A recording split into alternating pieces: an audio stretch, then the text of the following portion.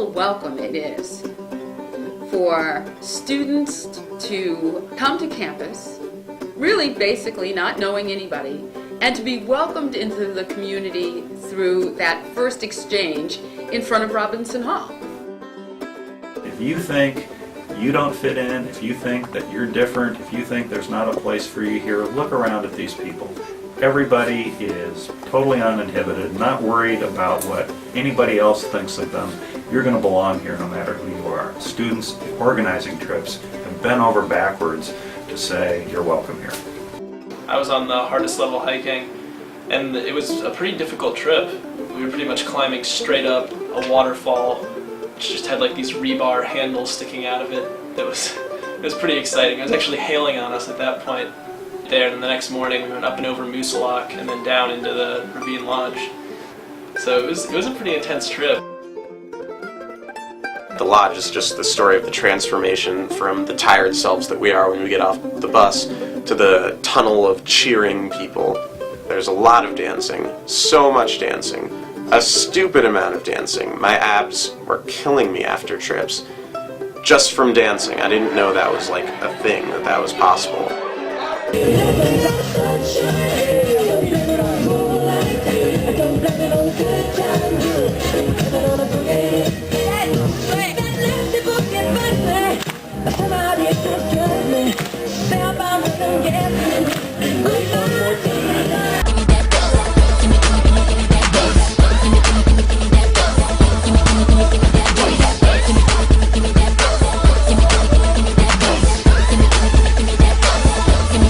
We're called the Soul Scribes. We're taking it to nationals this year. And so now that I've given you an introduction to poetry, here's one more.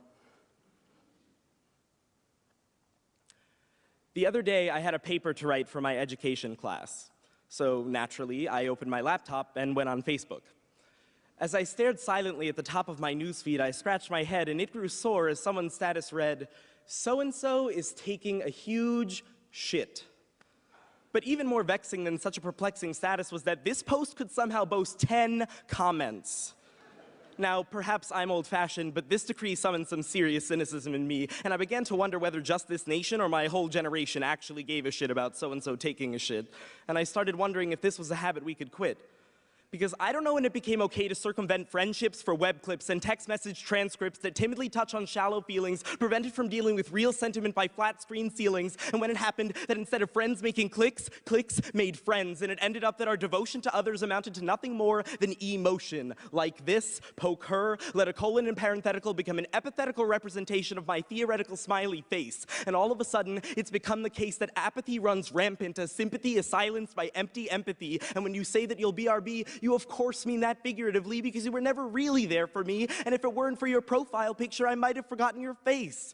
FaceTime isn't video chat because that is an actual mutual experience. It's merely making moments together for want of expedience and convenience, and no matter how close you press your face to the screen, it can absolutely never mean nearly as much as when we actually touch, because skin is what I live in, and it doesn't respond to instant messages. And even if you found a way to encode them in your DNA, they would still be makeup over your genetic makeup because you can't make up real contact. And this body only knows real love, not LUV, not ILU, not ILY, IDKY, you can't spell it out. Maybe it's because you don't really love me, and you can't abbreviate the hate that is felt in labeling A side and B side, and besides that, you see sides of people you never wanted to when they bully people over the endless expansiveness of the internet, and it makes me wonder, why? How did it happen that we lost the longing to listen to voices, and have we lost the autonomy to make our own choices? Because right now, AOL has America Online and America on a leash.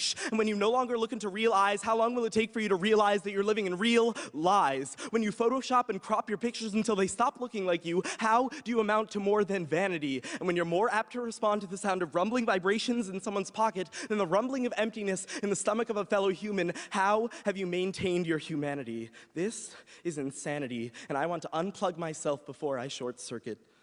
I want to figure out what makes you tick, and it takes a lot more than a click to understand something as epic as another person. I want to meet you, to treat you as more than a profile page and sit down and eat with you. I want to impress you, if only so that I can love, kiss, and caress you and turn my admiration from afar into adulation, even in the backseat of my car. I want to get pissed at you or arrange a violent tryst and throw a fist at you. I want you, not just your info, your about me, or your wall. I want you whole. I want you all. And I don't care. I'm not ashamed of it. I'd rather sit in the next stall over while you're taking a shit, because God knows I don't want to read about it. Thank you.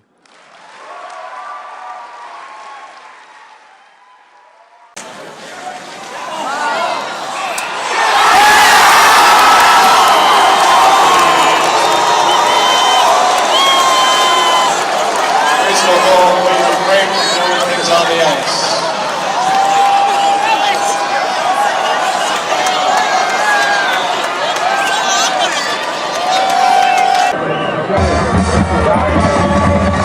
As well as Dartmouth Business School.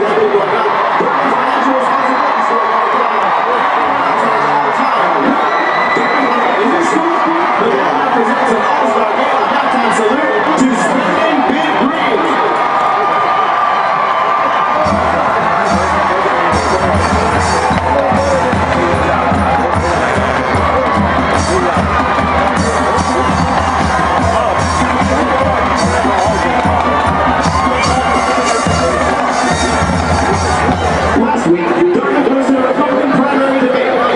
Let me tell you, I've never seen a crazier campus tradition with a more storied past than Dartmouth Night here in Hanover, New Hampshire. The center of Dartmouth Night is touching the fire. The freshman class enters the Dartmouth tradition by taking laps around the bonfire.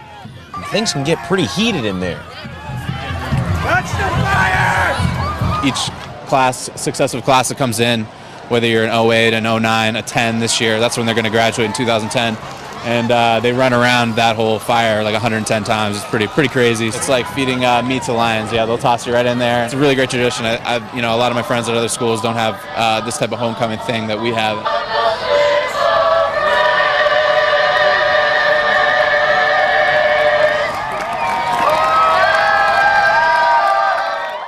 I've been living in Los Angeles for 2 years, and I've never been this cold in my life. Before I begin, I must point out that behind me sits a highly admired President of the United States and decorated war hero, while I, a cable television talk show host, has been chosen to stand here and impart wisdom.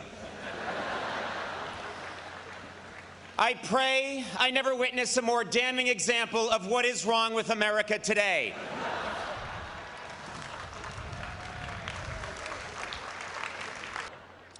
I would like to thank President Kim for inviting me here today. After my phone call with President Kim, I decided to find out a little bit about the man. He goes by President Kim and Dr. Kim. To his friends, he's Jim Kim, J to the K, Special K, J.K. Rowling, the Just Kidding Kimster, and most puzzling, Stinky Pete. He serves as the chair of the Department of Global Health and Social Medicine at Harvard Medical School, spearheaded a task force for the World Health Organization on global health initiatives, won a MacArthur Genius Grant, and was one of Time Magazine's 100 most influential people in 2006. Good God, man, what the hell are you compensating for? Seriously. We get it, you're smart. By the way, Dr. Kim, you were brought to Dartmouth to lead. And as a world-class anthropologist, you were also hired to figure out why each of these graduating students ran around a bonfire 111 times. But I thank you for inviting me here, Stinky Pete. But don't get me wrong, I take my task today very seriously. When I got the call 2 months ago to be your speaker, I decided to prepare with the same intensity many of you have devoted to an important term paper. So late last night, I began.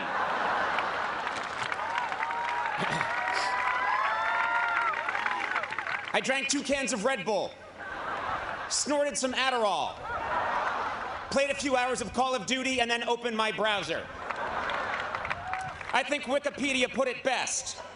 when they said Dartmouth College is a private Ivy League university in Hanover, New Hampshire, United States. Thank you and good luck. To communicate with you students today, I have gone to great lengths to become well-versed in your unique linguistic patterns.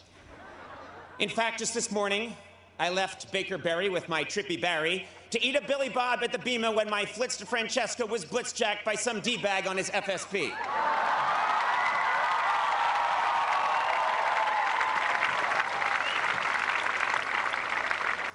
Your school motto is Vox Clamantis in Deserto, which means voice crying out in the wilderness.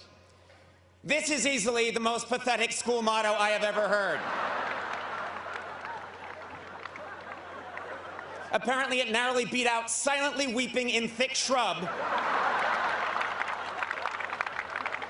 and whimpering in moist leave without pants.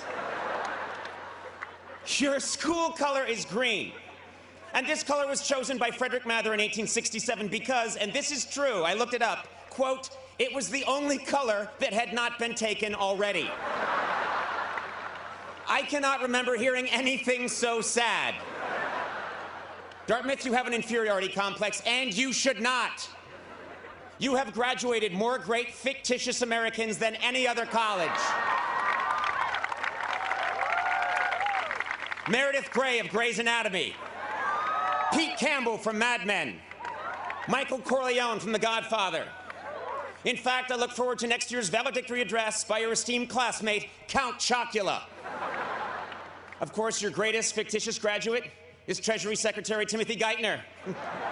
Man, can you imagine if a real Treasury Secretary made those kinds of decisions?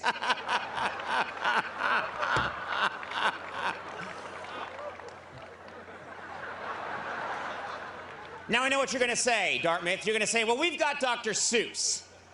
Well, guess what? We're all tired of hearing about Dr. Seuss. Face it, the man rhymed fafloozle with snoozle.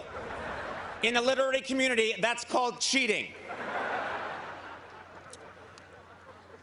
Your insecurity is so great, Dartmouth, that you don't even think you deserve a real podium.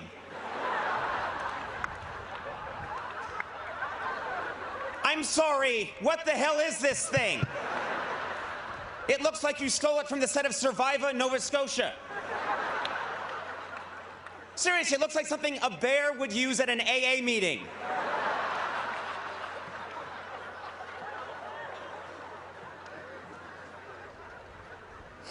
No, Dartmouth, you must stand tall. Raise your heads high and feel proud. Because if Harvard, Yale, and Princeton are your self-involved, vain, name-dropping older brothers, you are the cool, sexually confident, lacrosse-playing younger sibling who knows how to throw a party and looks good in a down vest.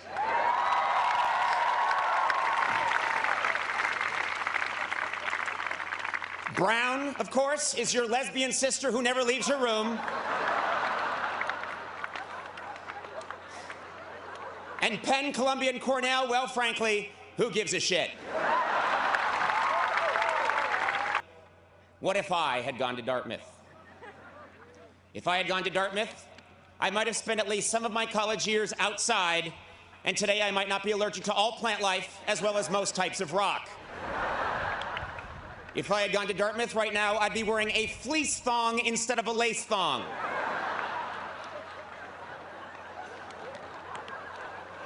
If I had gone to Dartmouth, I still wouldn't know the second verse to Dear Old Dartmouth.